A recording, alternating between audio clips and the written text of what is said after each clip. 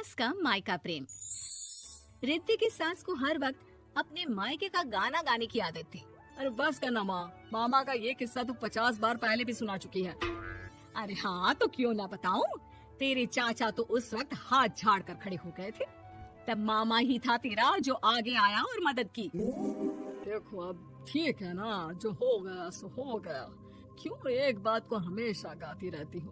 अब तो बहू घर आ गई है, उसे तो सबको मान कर चलना है ना कि सिर्फ सास का मायका ही समझेगी वो। तभी वहाँ रिद्धि आ जाती है। माँ, आज मैं घर जा सकती हूँ? माँ को मेरी बहुत याद आ रही है। शादी के बाद एक बार भी नहीं गई। हाँ तो कौन जाता है। अरे मेरी शादी के बाद जब मैं बिदाई होकर आई, इतना बड़ा ससुराल मेरा, खाने वाले 10 लोग और बनाने वाली मैं सिर्फ एक।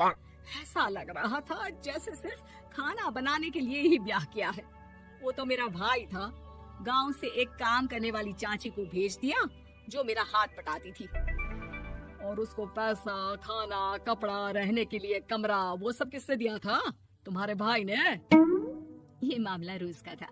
ससुर भी जब गुस्सा होते तो वो सारी बात कह देते जो उनके मन में इतने समय से चल रही थी। मेरा भाई, भाभी, भतीजा, भतीजी सब छुड़वा दिया। मैंने जीवन भर सिर्फ तुम्हारे परिवार वालों से निभाया, लेकिन अब भी चैन नहीं है तुमको। बहू के सामने सास को लगा कि उसकी बेइज्जती हो रही है। अब सुन बहू, अपने कमरे में जा, कहीं नहीं जाना मायके वायके। घर का काम कौन करेगा? पड़ोसन। बहू समझ जाती है मामला गर्म चल रहा है। कमरे में जाने में ही भलाई है। कमरे में क्या है? तुम्हारी माँ हर वक्त चिक चिक चिक करती रहती है। कल ताई मिली थी तुम्हारी मुझे, लेकिन मजाल है सासू माँ की उन्होंने एक बुराई की हो, लेकिन सासू माँ हाँ, जब देखो तब ससुराल के लोगों की बुराई करती रहती है। बेचारे पापा जी कितना मिस करते हैं अपने घर वालों को। मेरा तो बड़ा मन करता है कि ताऊ जी, चाचा जी और सब मिलकर रहे, ना साथ रहे लेकिन आना जाना तो ठीक से रखे। हिंदुस्तान और पाकिस्तान एक हो सकता है, लेकिन चाचा और ताऊ के परिवार के साथ हम लोगों का मिलन ना जी ना, कभी नहीं हो सकता। ये बात है। देखिए मेरे साथ ना ज्यादा चैलेंज मत करिएगा। ऐसा कोई काम नहीं है जो मैं नहीं कर सकती। ससुर जी जो कि बहू की बात सुन रहे थे सामने आ जाते हैं। अरे बेटा, तू ये कर सकती है तो प्लीज मेरा परिवार किसी तरह मुझसे मिलवा दे। सारी जवानी तो मैंने किसी तरह काट ली, लेकिन जीवन के इस पड़ाव पर बहुत याद आती है मेरे परिवार की। हाँ हाँ पिताजी, आप चिंता मत करिए, बस मेरा साथ देते रहिए आप दोनों। फिर देखिए कैसे माँ जी भी ठीक हो जाएंगी और पूरा परिवार भी एक हो जाएगा।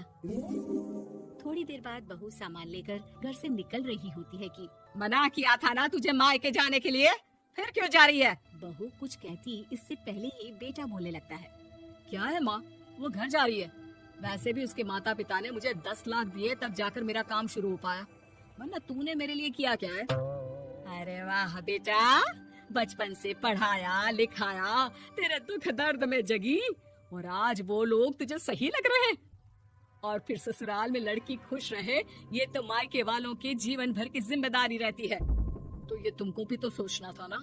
ताऊ जी ने पापा को पढ़ाया लिखाया, जब तुम नहीं आई थी तो पापा के लिए ताई जी ने पापा की माँ की तरह देखभाल की। अब बोलिए। अरे तू कुछ नहीं जानता बेटा, तेरे पापा को सब पता है, तभी वो उन लोगों से वास्ता नहीं रखते। मैं उन लोगों को जानता हूँ, लेकिन मैं तुम्हें नहीं जानता कि तुम्हारे मन के लायक काम नहीं हुआ तो तुम घर की शांति बर्बाद कर दोगी। सास जोर जोर से चिल्लाने लगती है। तभी वहाँ सास का भाई आ जाता है। अरे क्यों आप लोग मेरी बहन को परेशान करते रहते हैं? पहले ये जीजा कम थे, जब बहू भी आ गई। बहन, मैंने तो 30 साल पहले ही बोला था, अपना हिस्सा ले और छोड़ इन लोगों को, चल अपने साथ। बहू समझ जाती है कि माँ ससुर की नजर किस पर है। देखा, तुम लोग मुझे अकेला मत समझना, मेरा भाई खड़ा है आज भी मेरे लिए। बहू मायके जाती है और आते वक्त साथ में नौकरानी ले आती है। अरे बहू, कुछ खाने को दे दे। अरे आंटी, क्यों भाभी को परेशान करती रहती हो? उनके भाई ने मुझे जिम्मेदारी दी है, किसी भी चीज की परेशानी नहीं होनी चाहिए भाभी को, जो चाहिए मुझे बोलने का। आय हाय, बहू के मायके वालों का इतना दखल। ये मेरा घर है, कोई कल का आए इसे पूरा कैप्चर कर ले, ये बर्दाश्त नहीं होगा मुझसे। क्या हो गया सासू माँ, क्यों सुबह सुबह चिल्ला रही हैं? चमेली, ओ चमेली, क्या कहा था मेरे भाई ने तुझे? अरे दीदी बहुत तेज है आपकी सासू माँ। मैंने तो बोला कुछ चाहिए तो मांग लो मुझसे।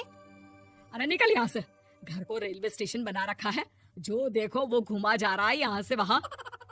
ये कहीं नहीं जाएगी, ये जाएगी तो घर का काम कौन करेगा? मैं। हाँ और क्या करती है बहुएं, घर का काम ही तो करती है, इसमें नया क्या है? तभी वहाँ ससुर जी आ जाते हैं। हाँ तो यही बात तो तुम्हें भी समझनी चाहिए थी ना। आज बहू के मायके से नौकर आ गया तो तुम्हें बुरा लग रहा है? अरे तो उस वक्त गर्मा गर्म खाना तो सबने खाया ना, ऐसा तो नहीं है कि मेरे मायके का नौकर था तो सिर्फ मेरे लिए बनाता था। अरे निकालो इसे, फिलहाल बाद में बात करती हूँ। सास का गुस्सा जोर से नौकरानी पर फूटता है। तभी वहाँ बेटा सामान के साथ आकर खड़ा हो जाता है। चलो रिद्धि, तुम ठीक बोलती हो, मेरी माँ को तो हम लोगों की कोई फिक्र है ही नहीं, ये तो सारा दिन सिर्फ अपने बारे में सोचती है। और देखिए, मैं अब से कह रही हूँ कि अब से इस घर की तरफ आपको देखना भी नहीं है, नहीं आना आज के बाद इन लोगों से मिलने। हाँ हाँ, बस कभी कभी दिन में 2 बार मिलने आ जाओ। नहीं, बिल्कुल नहीं। ससुर झूठा नाटक करते हुए।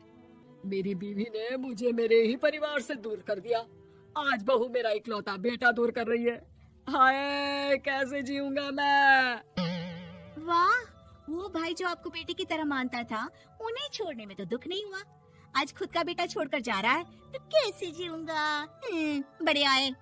अब सास समझ चुकी थी कि उससे गलती क्या हुई है। मुझे माफ कर दे बहू, अब मेरी समझ में आ गया कि अपनों से दूर कर बीवियां पति का भला नहीं बल्कि उन्हें जीवन में अकेला कर रही है। मुझे माफ कर दे, मैं अब सबसे माफी मांग लूंगी। ससुर जी दूर से बहू को थम्स अप दिखाते हैं।